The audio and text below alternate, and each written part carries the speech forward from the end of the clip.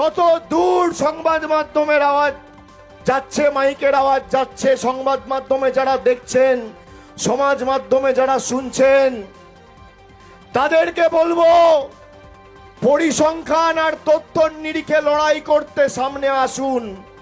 জায়গা আপনি বাছুন, মঞ্চ আপনি বাছুন, সময় আপনি বাছুন, তারিখ আপনি বাছুন। একদিকে আমি থাকবো মমতা ব্যানার্জি সরকারের রিপোর্ট কার্ড নিয়ে, আর একদিকে বিজেপির নেতা থাকবে তাদের রিপোর্ট কার্ড নিয়ে। বাংলার মানুষকে পাল্টাতে চাইছেন, বাংলার মানুষ পাল্টায়নি মোদিজি।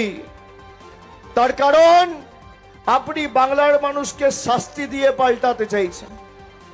আপনি বাংলার মানুষের 100 দিনের কাজ, জল, মাথার ছাদ সব আটকে দিয়ে, ভোটাধিকার কেড়ে নিয়ে মানুষকে শিক্ষা দিয়ে পাল্টাতে চান। আপনি আমাদের শিক্ষা দিতে চেয়েছিলেন রাস্তার টাকা বন্ধ করে। মমতা বন্দ্যোপাধ্যায়ের মানবিক মামাটি মানুষের সরকার এই কৃষ্ণনগরের মাটি থেকে গত মাসে মমতা বন্দ্যোপাধ্যায় নিজে এসে রাস্তাশ্রী পথশ্রী প্রকল্প 4 নম্বর অধ্যায়ের কথা ঘোষণা করেছে, যেখানে 8,000 কোটি টাকা খরচা করে বাংলা জুড়ে 20,000 কিলোমিটার রাস্তা হবে। আমাদের আবাসের টাকা আটকে রেখেছে।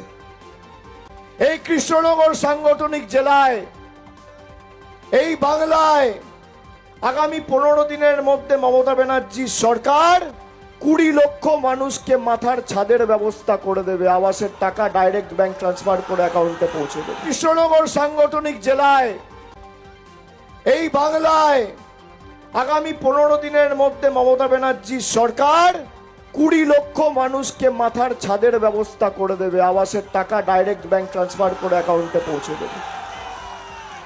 এরা মায়েদের লক্ষ্মীর ভান্ডার আটকাতে চায়।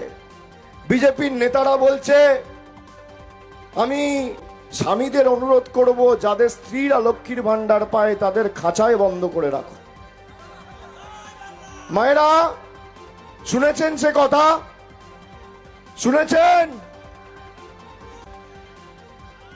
আপনারা মাথায় রাখবেন, যতদিন মমতা ব্যানার্জির সরকার আছে আপনার লক্ষ্মীর ভান্ডার কেউ বন্ধ করতে পারবে না।